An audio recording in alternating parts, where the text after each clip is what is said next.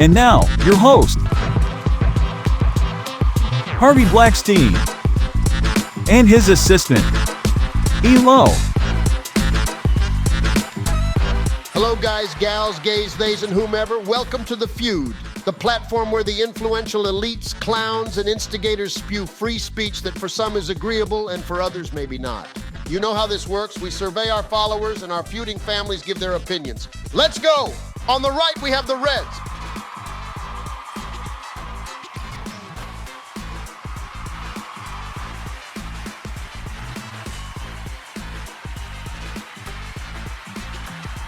And on the left, we have the Blues.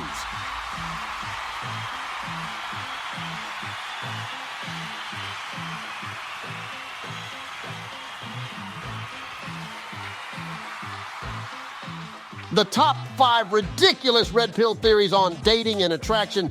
How long do you recommend ignoring a woman to get her to be interested in you? Women hate men. That's why they deserve less. That's why I'm not monogamous with multiple women. Find a useful woman that will obey you. Hey, I'm a high-value man and deserve to have many of them. I pick. Women don't pick me. We are not equal. If I read their advice correctly, the best way to attract women is to constantly insult and degrade them until they fall in love with you. Constantly remind them that they're not special, unique, or worthwhile. Sounds like a real charmer, right? Apparently, being respectful and kind to women is a surefire way to end up alone. Who knew? They say that showing genuine interest and empathy towards women is a sign of weakness. Silly me. I always thought it was just being a decent human being. I heard that the key to being an alpha male is to always carry around a fake lion's mane to remind everyone around you how powerful you are. What, Cindy, you love my mane, don't you? Of course, I adore your mane. You are so strong, and strong men don't dabble.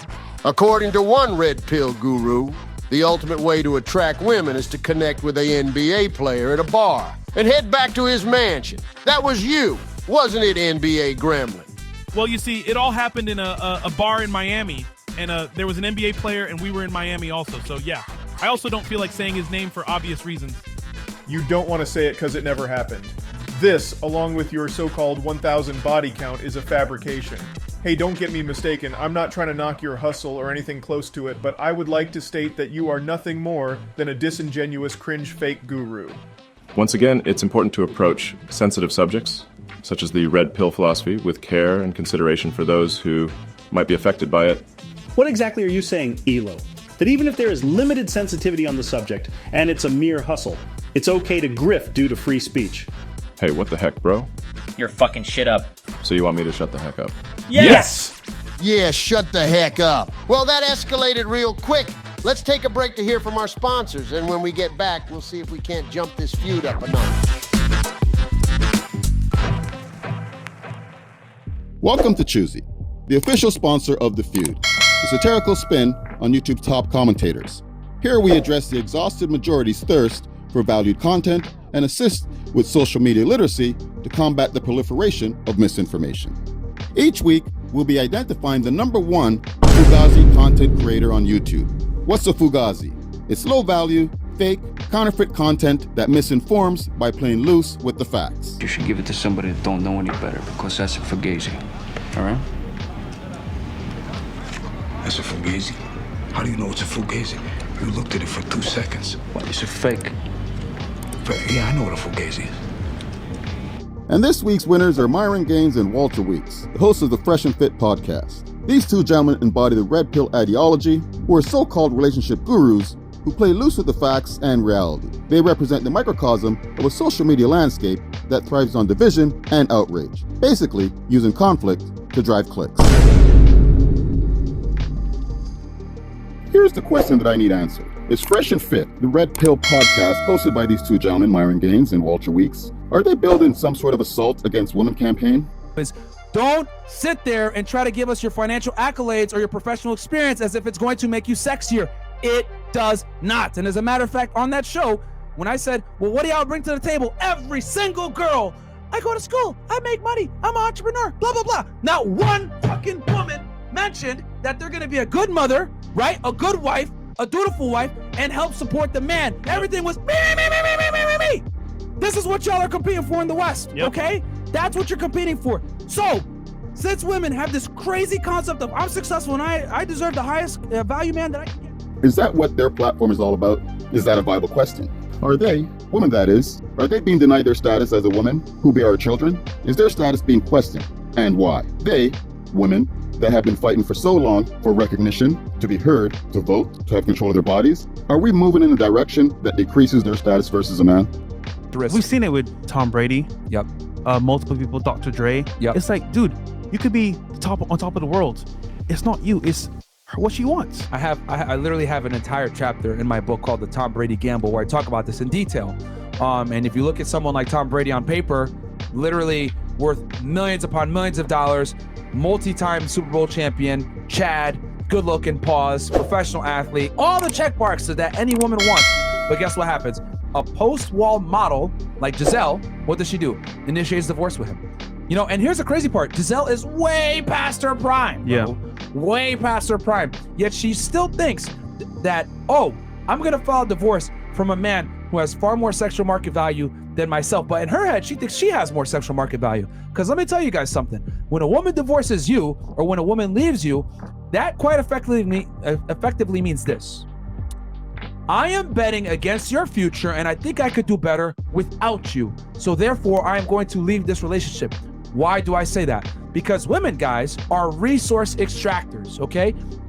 Let's start with Myron and the title of his book, shall we? The title of his book is Why Women Deserve Less. My question is, deserve less than what? Less than men? Less than what? Let's interchange that to why blacks deserve less. Would that be considered racist? Let's interchange that to why Jews deserve less. Would that book and title be considered anti-Jew? Prime example, Kanye and Hitler.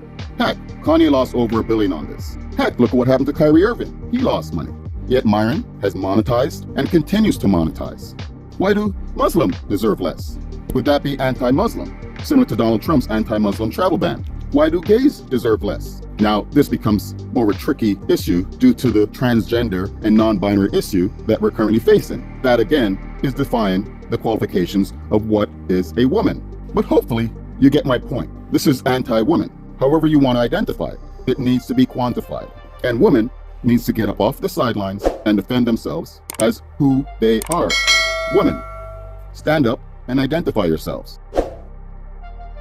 Let's face it, the tenor of content and information we receive via social media has shifted too far towards sensationalism and partisanship.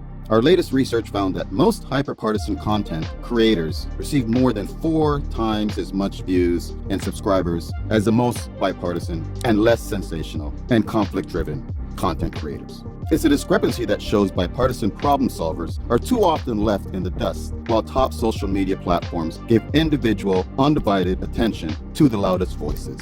But let me say this, there is hope on the horizon, as we are seeing tech and media executives now working to reduce polarization in and across various media platforms, especially with the 2 prominent conflict entrepreneurs, Don Lemon and Tucker Carlson, being removed from their hosting duties at Fox News and CNN. These networks now have a choice to make. They can either maintain the status quo and bring in carbon copies who will continue stoking anger and division, or they can chart a new course that not only turns down the temperature, but also stands to capture a sizable market. There are people who are exhausted by the rancor that today's media environment promulgates. And on the other hand, we are seeing Tucker Carlson flexing his conflict muscles on Twitter and drawing more eyeballs than he did on Fox. All this in defiance of the non-compete guidelines within his current contract, again with Fox. The Frankenstein is attacking its creator. Let's not get me wrong here. This is not just up to the networks and the platforms. Social media citizens must tap into their power and help decide who and what comes next. Sensationalist content is like the cheap sugar high they don't tell us is bad for us. We just continue to pump the sweetness of conflict into our minds. Now, what we're seeing is more and more content creators on YouTube, they sense our desire for change and are producing content that focuses more on what we agree on than what we disagree on. And we here at Choosy hope to be one of these creators, using the feud and satire to identify the fugazis. Let's stay tuned to see if YouTube and the Twitters of the world move quickly